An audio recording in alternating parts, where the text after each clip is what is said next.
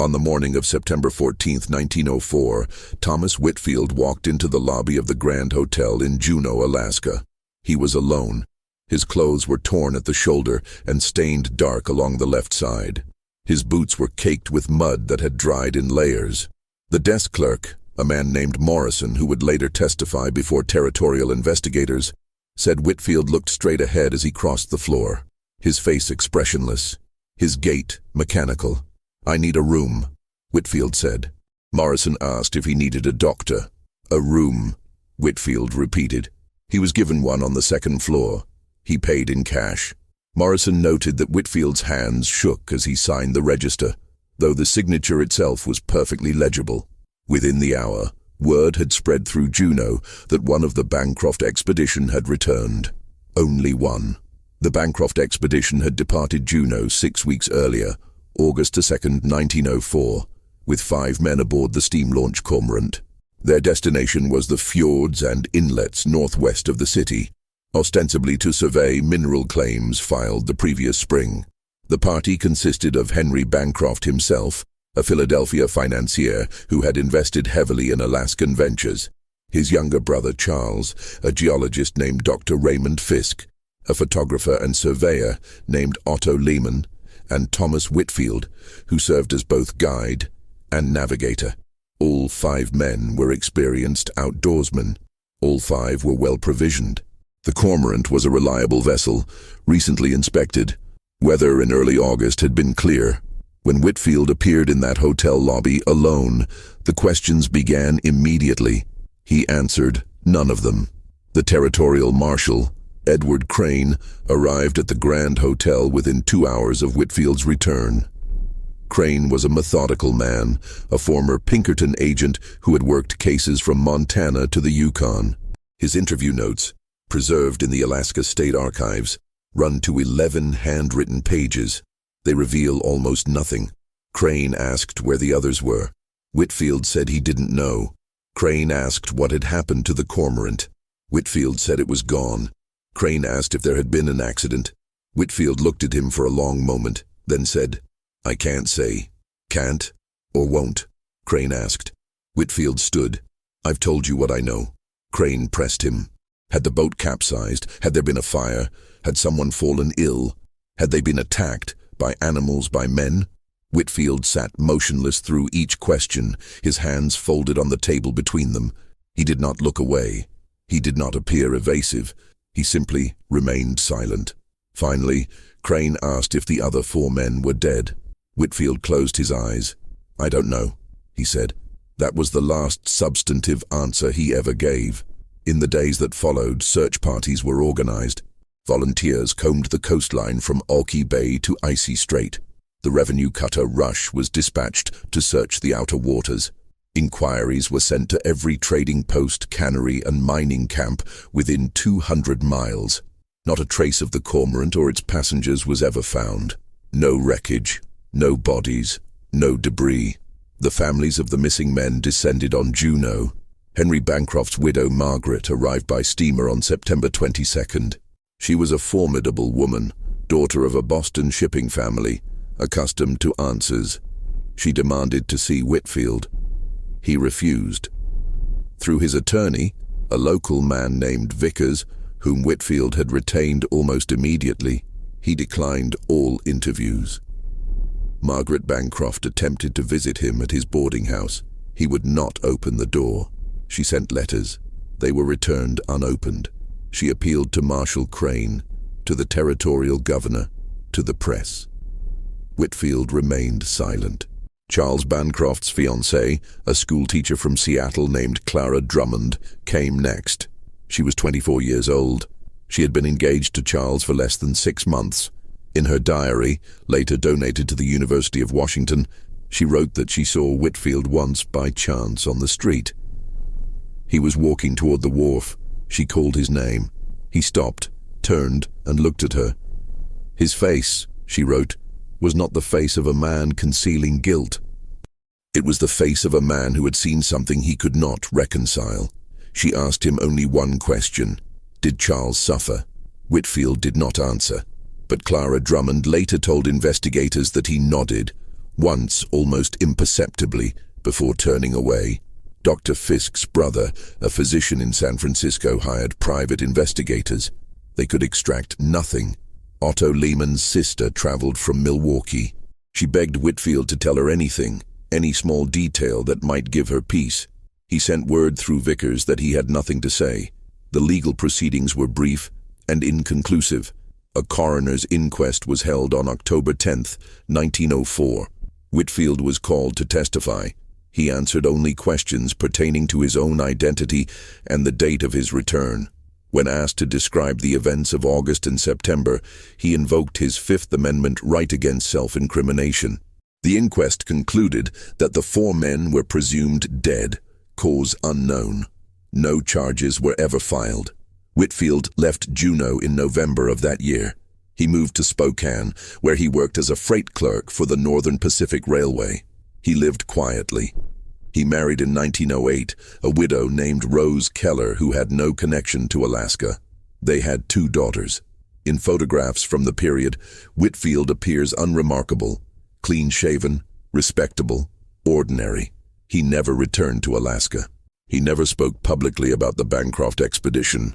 When asked, by neighbors, by acquaintances, even by his own children, he would say only, "That's not something I talk about." His wife told a friend years later that Thomas had nightmares, that he would wake in the dark, breathing hard, and sit at the edge of the bed until morning. When she asked what he dreamed about, he said, "Nothing I can explain." Thomas Whitfield died in 1947 at the age of 72 in a Spokane hospital. His death certificate lists the cause as heart failure. In his will, he left explicit instructions. All personal papers related to Alaska were to be destroyed. His daughters complied, but 3 photographs survived. To understand the silence, one must first understand what was lost. The Bancroft expedition was not a reckless venture. It was planned with the kind of meticulous care that characterized serious Alaskan enterprise in the early years of the 20th century. Henry Bancroft was 41 years old, a partner in Bancroft & Sons, a Philadelphia firm that had made its fortune in railroad investments. By 1903, he had turned his attention westward, acquiring mineral claims in the Juneau district through intermediaries. The claims were speculative, as most were, but Bancroft believed in Alaska's future. He had money. He had patience. In the spring of 1904, he decided to see the land for himself. His brother Charles, 10 years younger, was eager to join him. Charles had studied geology at Yale, but had spent most of his 20s managing the family's business interests in Baltimore. He was engaged to Clara Drummond, whom he had met during a business trip to Seattle. They planned to marry in the spring of 1905. Clara later said that Charles saw the Alaskan trip as one last adventure before settling down. Henry invited Dr. Raymond Fisk, a geologist he had corresponded with for over a year. Fisk was 53, a professor at the Colorado School of Mines, widely respected for his work on ore deposits. He had published papers on the geology of the Cordillera and had spent 3 summers surveying in British Columbia. He was practical, knowledgeable, and cautious, not the sort of man prone to unnecessary risks. Otto Lehmann was hired for his technical expertise. He was 36, a German immigrant who had worked as a surveyor and photographer in the Pacific Northwest since 1897. His photographs of the Cascade Range had been published in scientific journals. He was known for his precision and his ability to work in difficult terrain. Henry Bancroft paid him a generous fee, $200 plus expenses, to document the expedition and assist with surveying the claims. Thomas Whitfield was the final addition. Whitfield was 30 years old in the summer of 1904. He had been in Alaska since 1898, arriving during the Klondike Rush, but never making it to the Yukon. Instead, he had settled in Juneau, working as a guide, a packer, and occasionally a deckhand on coastal steamers. He knew the waterways. He knew the tides. He was recommended to Henry Bancroft by a mining engineer in Juneau who described him as reliable and level-headed, not given to drink or foolishness. In a letter to his wife written on July 28, 1904, 4 days before departure, Henry Bancroft described Whitfield as quiet but competent, the sort of man you'd want beside you if things went wrong. The five men met for the first time as a complete group on the evening of August 1st at a dinner hosted by Henry Bancroft at the Grand Hotel. A waiter who served them that night later recalled that the mood was convivial. Dr. Fisk discussed the geological potential of the region. Otto Lehmann showed them samples of his photographic work. Charles Bancroft was in high spirits, talking about Clara and their plans for a home in Seattle. Whitfield, the waiter said, was the quietest of them, but he wasn't unfriendly. He listened. He answered when spoken to. I remember Mr. Henry Bancroft asking him about the route they'd be taking, and Whitfield pulled out a chart and went over it point by point. He was thorough. The Cormorant was a 42-foot steam launch built in Seattle in 1901. It had been chartered from a local businessman named Hal Greaves, who later testified that the vessel was in excellent condition. It had a small cabin, a galley, and sleeping berths for 6. The engine had been overhauled in the spring. Greaves had taken the boat out himself 2 weeks before the Bancroft party departed. She was sound, he said. I'd have taken her to Sitka and back without a second thought. Provisions were loaded on the morning of August 2nd. The cargo manifest preserved in Marshall Crane's files lists flour, bacon, coffee, canned goods, rice, dried fruit, tobacco, medical supplies, surveying equipment, photographic plates, 2 rifles, ammunition, fishing gear, blankets, oilskins, and a case of whiskey. Enough by all estimates for 8 weeks. A crowd gathered at the wharf to see them off. Juneau in 1904 was a town of roughly 2,000 people, and any significant departure drew attention. Several witnesses later gave statements. The most detailed came from a shopkeeper named Agnes Howell, who had sold the expedition some of its supplies. They were in good spirits, she said. Mr. Charles Bancroft was joking with his brother. Dr. Fisk was smoking a pipe and talking to Mr. Lehmann. Whitfield was checking the lines. Everything seemed normal, ordinary. The Cormorant cast off at 9:30 in the morning. The weather was clear. The last confirmed sighting of the boat came 2 days later, on August 4th, near Point Retreat, roughly 20 miles northwest of Juneau. A fisherman named Olaf Jensen saw them pass. He waved. Someone on the Cormorant, he couldn't say who, waved back. After that, silence. But the photographs tell us something. 3 photographs survived Thomas Whitfield's death, despite his instructions. They were found among his wife's belongings after she passed away in 1953. Rose Whitfield had kept them in a small envelope tucked inside a Bible. She never told her daughters about them. The first photograph shows the 5 men on the deck of the Cormorant, taken on the morning of departure. They are standing in a line, facing the camera. Henry Bancroft is in the center, tall and broad-shouldered, his hat tilted back. Charles is beside him, grinning. Dr. Fisk stands to the left, hands in his pockets. Otto Lehmann is holding his camera case. Thomas Whitfield is at the far right, his expression neutral, his arms at his sides. It is the only photograph in which all 5 men appear together. The second photograph is more troubling. It shows the interior of the Cormorant's cabin. The image is dim, lit by natural light from a small porthole. On the table in the foreground there is a map, held flat by a coffee cup and a compass. In the background, slightly out of focus, 2 figures can be seen. One is seated, facing away from the camera. The other is standing, leaning against the bulkhead. The seated figure is wearing a dark coat. The standing figure is in shirt sleeves. Neither face is visible. The photograph is dated in pencil on the reverse August 9th, 7 days into the expedition. The third photograph was taken later. The date on the reverse is August 21st. It shows a stretch of coastline, dense forest descending to a rocky shore, mountains rising in the background. The composition is striking. The light is golden late afternoon. The water in the foreground is calm, but it is what the photograph does not show that matters. There are no men in the frame, no boat, no camp, no sign of human presence at all, just the wilderness. And on the back, in handwriting identified as Otto Lehmann's, a single word: aftermath. Reconstructing the timeline requires inference, fragments, and guesswork. Marshall Crane attempted it in October 1904. A researcher named Dr. Helen Vargas revisited the case in 1981, combing through archives and interviewing descendants. What follows is the most coherent narrative that can be drawn from incomplete evidence. The cormorant proceeded northwest from Juneau, likely following the route Whitfield had outlined. Up Stevens Passage, past Point Retreat, then west through Icy Strait toward the outer coast. This was territory Whitfield knew, though not intimately. The goal was to reach a series of inlets where Henry Bancroft's mineral claims were located, remote forested country where few prospectors had ventured. The journey would have taken them past glaciers, through narrow channels, into waters that could turn dangerous without warning. But in early August, conditions were favorable. The weather held. The engine performed. There is no evidence of distress. The fisherman Olaf Jensen, who saw them on August 4th, later said the cormorant appeared to be making good time, nothing out of the ordinary. What happened over the next 17 days is unknown, but certain inferences can be made.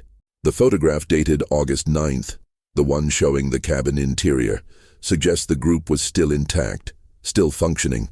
Someone was studying the map. Someone else was present, though obscured. The atmosphere, to the extent it can be judged from a still image, seems ordinary. But by August 21st, something had changed. The photograph, labeled Aftermath, suggests a moment of reflection or documentation following an event. Otto Lehmann, who took the picture, was alive on that date. He had his camera. He had access to the coastline. But the emptiness of the image is striking. If Lehmann was photographing the landscape, where were the others? Dr. Vargas, in her 1981 study, proposed that the group had split. It's the only explanation that accounts for the evidence, she wrote. At some point between August 9th and August 21st, the party divided. Whether by choice or necessity, we cannot know. But Whitfield was no longer with the others when that final photograph was taken. The theory is supported by one additional piece of evidence. A statement given to Marshal Crane by a cannery worker named Roy Macklin, who claimed to have seen a man matching Whitfield's description near Point Augusta on or around August 26th. Macklin was walking along the beach when he saw a figure in the distance, moving through the trees. The man was alone. He was carrying a pack. Macklin called out, but the man did not respond. Macklin assumed it was a prospector and thought nothing of it until news of the Bancroft disappearance reached the cannery. I can't say for certain it was him, Macklin told Crane, but he moved like a man who knew where he was going. Not lost, not wandering. Point Augusta is roughly 60 miles from the area where the mineral claims were located. If Whitfield had been there on August 26th, he would have been walking for days, alone. Crane followed up on Macklin's statement. He asked Whitfield directly if he had been at Point Augusta. Whitfield said, "I don't recall." Crane asked if he had walked back to Juneau. Whitfield said, "I made my way back." Crane asked if he had left the others behind. Whitfield looked at him and said nothing. "Did they send you for help?" Crane asked. Silence. "Were you the only one who could walk?" Silence. "Were they alive when you left them?" Whitfield stood and walked out of the room. The inquest attempted to establish a sequence of events. Witnesses were called, maps were examined, tidal charts were reviewed. The conclusion was inconclusive. The men had departed on August 2nd. Thomas Whitfield had returned alone on September 14th. The fate of the others was unknown. But one detail, overlooked at the time, suggests a fracture. In his initial statement to Marshal Crane, Whitfield said, "I can't say what had happened. Not, I don't know, not, I don't remember. But I can't say." The distinction is subtle, but it implies knowledge withheld, not knowledge absent. When pressed, Whitfield rephrased, "I don't know," but the original phrasing remained in Crane's notes. Dr. Vargas believed this was deliberate.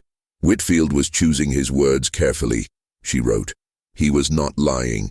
He was constructing a boundary. There were things he would not say, even under oath. The question is why. One possibility, explored by Crane and revisited by later investigators, is that Whitfield was protecting himself, that he had done something, accidentally or otherwise, that led to the deaths of the other 4 men, that his silence was self-preservation. But there is no evidence of violence, no evidence of theft. Whitfield returned to Juneau with no more money than he had left with. His possessions, inventoried by Crane, included nothing belonging to the others. His demeanor, by all accounts, was not that of a guilty man. It was that of a haunted one. Margaret Bancroft believed he was hiding the truth to avoid blame. "He let them die," she said in a letter to the territorial governor, "and now he hides behind his silence." But Clara Drummond, Charles Bancroft's fiancée, had a different interpretation. In her diary, dated November 3, 1904, she wrote, "I have come to believe that Mr. Whitfield's silence is not cruelty. It is mercy. He knows what happened, he knows how they died, and he has decided that we are better off not knowing." The last confirmed moment, the point at which all 5 men were verifiably together, remains the morning of August 4th, when Olaf Jensen saw the Cormorant Pass point retreat. After that, the record disintegrates. What happened in the weeks that followed is locked inside a silence that Thomas Whitfield maintained for 43 years. But the photographs remain, and in their stillness, they suggest a progression, camaraderie, routine, and then nothing. Just the wilderness, indifferent and endless. The pressure on Thomas Whitfield began almost immediately and never truly subsided. In the weeks following the inquest, Juneau became an unbearable place for him. The families of the missing men lingered, desperate for answers. Margaret Bancroft, in particular, refused to accept the official conclusion. She hired an attorney, a man named Garrett Pierce from San Francisco, who arrived in Juneau in late October with the intent of pursuing civil action against Whitfield. Pierce interviewed witnesses, reviewed Marshall Crane's files, and attempted multiple times to depose Whitfield. Each time, Whitfield's attorney, Vickers, blocked the effort. There was no evidence of wrongdoing, Vickers argued. No basis for a lawsuit. Whitfield had committed no crime. He had survived an ordeal, the nature of which he was under no legal obligation to disclose. Pierce tried a different approach. He went to the press. On November 8, 1904, the San Francisco Examiner ran a front-page story under the headline, "Lone Survivor Refuses to Speak. 4 Men Vanish in Alaska Wilderness." The article painted Whitfield as evasive, possibly complicit. It noted his refusal to cooperate, his invocation of the Fifth Amendment, his abrupt departure from Juneau. "What is Thomas Whitfield hiding?" the article asked, "and why will he not grant the families of the lost men even the smallest measure of peace?" The story was picked up by papers across the country. The New York Times ran a shorter version. So did the Seattle Post-Intelligencer. Whitfield became, for a brief period, a national curiosity, the man who came back alone. He never responded. Letters poured in. Some were sympathetic, urging him to tell his story. Others were accusatory, demanding he confess. A few were threatening. One, preserved in the archives, read simply, "You know what you did. God knows too." Whitfield burned most of them, but not all. Among his wife's effects, found after her death, was a letter from Clara Drummond, dated December 1904. It was the only letter Whitfield appears to have kept. In it, Clara wrote, "I do not write to accuse you. I write because I believe you are suffering as we are, and perhaps more. I cannot imagine what you endured out there, or what you witnessed. But I ask you, if not for my sake, then for Charles's, to tell me one thing. Did he die quickly? Did he suffer long? I do not need details. I need only to know if he was afraid." At the bottom of the letter, in Whitfield's handwriting, there is a single penciled word, "No." It is unclear whether this was meant as an answer to her question, or a refusal to answer at all. Clara Drummond never married. She taught school in Seattle until her retirement in 1938. In an interview conducted shortly before her death in 1952, she was asked if she had ever received closure regarding Charles's fate. "I received enough," she said. "More than that, I think, would have been unbearable." Margaret Bancroft pursued Whitfield for 3 more years. She hired investigators. She filed petitions. She wrote to congressmen, to the Secretary of the Interior, to President Theodore Roosevelt himself. In every case, the response was the same. There was no evidence of criminal conduct. The matter was closed. In 1907, she ceased her efforts. In a letter to her sister, she wrote, "I have come to accept that I will never know what became of Henry. Perhaps that is for the best. Mr. Whitfield carries the knowledge. I pray it gives him no peace." By that time, Whitfield had already left Juneau. He moved to Spokane in November 1904, shortly after the inquest. He found work as a freight clerk for the Northern Pacific Railway. The job was ordinary, clerical, far removed from the wilderness. He kept to himself. His co-workers later described him as polite but distant, a man who did his work without complaint and left promptly at the end of each day. In 1908, he married Rose Keller, a 32-year-old widow whose husband had died in a logging accident. They met at a church social. Rose later told a friend that Thomas had seemed sad but kind, and that she had been drawn to his quietness. "He didn't talk much," she said, "but when he did, you felt he meant every word." They had 2 daughters, Ruth, born in 1909, and Margaret, born in 1911. By all outward measures, Thomas Whitfield lived a normal life, but the nightmares persisted. Rose confided in a neighbor, a woman named Edith Scholl, that Thomas would wake in the dark, gasping, and refuse to go back to sleep. He would sit in the kitchen until dawn. Sometimes he would walk outside, even in winter, and stand in the yard, staring at nothing. "I asked him once," Rose said, "what he was thinking about. He said, 'Things that can't be undone.'" Edith Scholl later recalled asking Rose if Thomas had ever told her what happened in Alaska. She said no, Scholl reported, but she said he talked in his sleep sometimes. Just fragments, names, and once, she said, he woke up saying, "I couldn't carry them all." The daughters, Ruth and Margaret, grew up knowing almost nothing about their father's past. They knew he had been to Alaska. They knew something had happened there, but he would not discuss it. Ruth, in an interview conducted in 1983, said, "We learned early not to ask.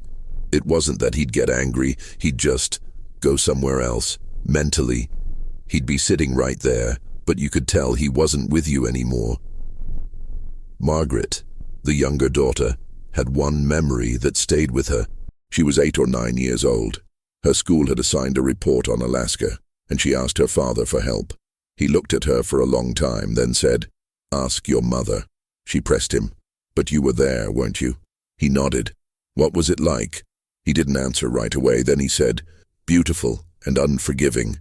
"Did something bad happen there?" He stood up and left the room. In 1925, a writer named Edward Hastings published a book titled Vanished: Unsolved Disappearances of the American Frontier. One chapter was devoted to the Bancroft expedition. Hastings had tracked down Thomas Whitfield and requested an interview. Whitfield declined. Hastings sent a follow-up letter, appealing to Whitfield's sense of history. "The story deserves to be told," Hastings wrote. "You are the only one who can tell it." Whitfield's reply, preserved in Hastings's papers, was brief. "Some stories are better left untold." Hastings published the chapter anyway, relying on court records, newspaper accounts, and interviews with the families. In his conclusion, he wrote, "Thomas Whitfield is not a liar, nor, I believe, is he a villain. He is a man who made a choice, to protect the dead, or to protect the living, and has lived with that choice every day since. We may condemn his silence, but we cannot know its cost." When the book was published, Whitfield's daughters asked him if he had read it. "No," he said. "Aren't you curious what he wrote?" "I know what happened," Whitfield said. "I don't need someone else's version." The last known attempt to break Whitfield's silence came in 1942, during the early years of World War II. A journalist named Sarah Marks, writing for Collier's, was researching a series on America's Great Mysteries. She contacted Whitfield by mail. He was 67 years old. Marks framed her request carefully. She wrote that she understood his reluctance, that she respected his privacy, but that the families, some of whom had passed away without answers, deserved whatever peace he could offer. Whitfield's reply was handwritten, dated March 15, 1942. "Miss Marks, I have received your letter. I appreciate your courtesy, but I have nothing to say. What happened in Alaska is between me and the men who did not return. I will carry it to my grave. Respectfully, Thomas Whitfield. And he did. Thomas Whitfield died on June 11, 1947, at Sacred Heart Hospital in Spokane. He was 72 years old. The cause of death was listed as congestive heart failure, but his physician noted that Whitfield had been in declining health for several months, suffering from shortness of breath and fatigue. His wife, Rose, was with him at the end. So were his daughters. Ruth later said that her father was lucid until the final hours. He spoke to them, held their hands, told them he loved them. He did not speak of Alaska. I thought maybe he would, Ruth said, at the very end, when there was nothing left to protect. But he didn't, and I didn't ask. Margaret, the younger daughter, said she regretted that. I wish I had asked, she said in 1983. Not for the world, not for history, just for him, so he wouldn't have to carry it alone. But even at the end, Whitfield kept his silence. In his will, executed 3 months before his death, Whitfield left instructions that all personal papers related to Alaska were to be destroyed. His daughters honored the request.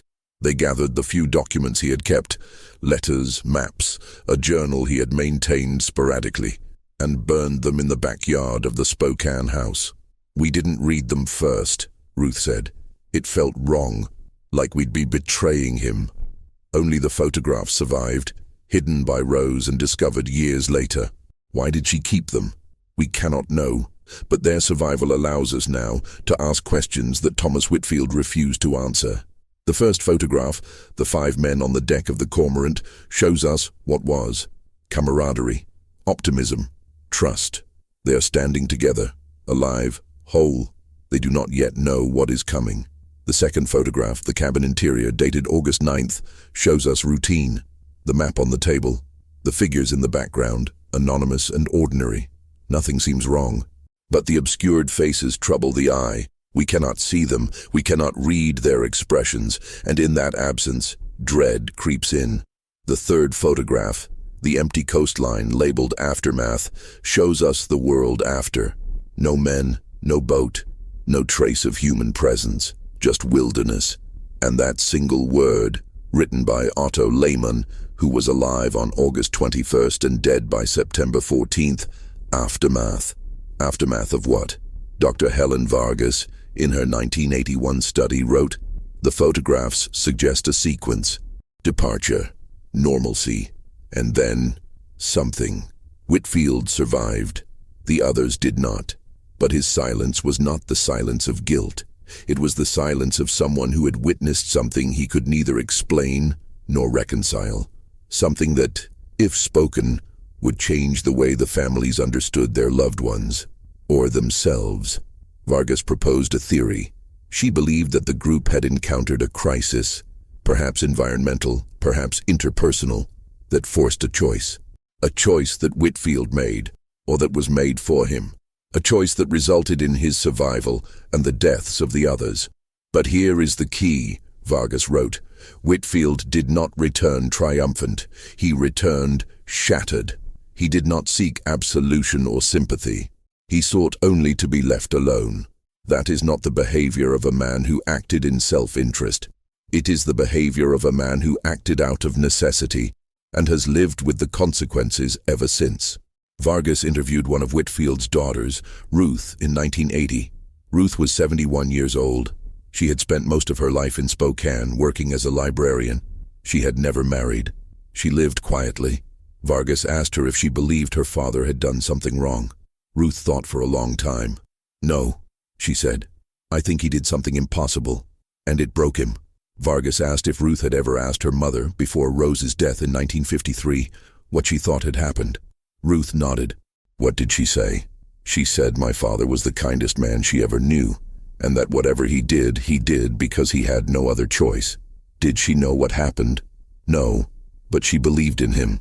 That belief, Vargas concluded, was the only testimony Thomas Whitfield ever offered.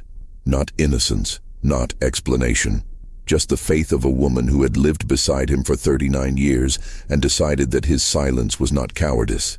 In the years since Vargas's study, others have attempted to solve the mystery of the Bancroft expedition. Researchers have combed archives, interviewed descendants, analyzed weather patterns and tidal records. Some have proposed mechanical failure, an engine fire, a capsizing. Others have suggested illness or conflict within the group. None of the theories fully account for Whitfield's silence.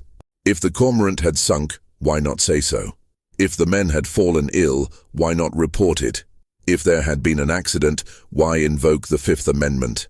The silence itself is the only consistent evidence. And silence, as Whitfield understood, protects in ways that speech cannot. In 2003, a filmmaker named Daniel Worth attempted to make a documentary about the case. He traveled to Alaska, retraced the probable route of the cormorant, and interviewed historians. He sought permission from the Whitfield family to use the photographs. They refused. Margaret, Whitfield's surviving daughter, explained her decision in a letter. "My father chose silence. We choose to honor that. The photographs exist, the questions exist, but the answers died with him, and that was his right." Worth made the documentary anyway, without the photographs. It aired on a cable channel in 2004, the centennial of the expedition's departure. The final line of the film is a quote from Marshal Edward Crane, taken from his notes. "Some men lie to protect themselves, others lie to protect the truth. I do not believe Thomas Whitfield was a liar. I believe he was a man who understood that some truths are more dangerous than silence. Whether that is correct, we cannot know. But this much is certain: Thomas Whitfield returned alone. 4 men did not return at all. And in the space between those facts lies a story that only one person ever knew in full. He took that story with him.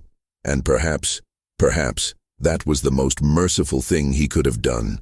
Because whatever happened in the wilderness northwest of Juneau in the summer of 1904, it was something that Thomas Whitfield believed the world and the families of the lost men were better off not knowing. He carried the weight of it for 43 years. He carried it in his nightmares, in his silence, in the way he stared at nothing in the dark. He carried it until his heart gave out. And when he died, he took it with him. The photographs remain. 3 images, frozen in time, offering only fragments. A moment of unity, a glimpse of routine, and then aftermath. The rest is silence. And perhaps in the end, silence is the only answer we deserve.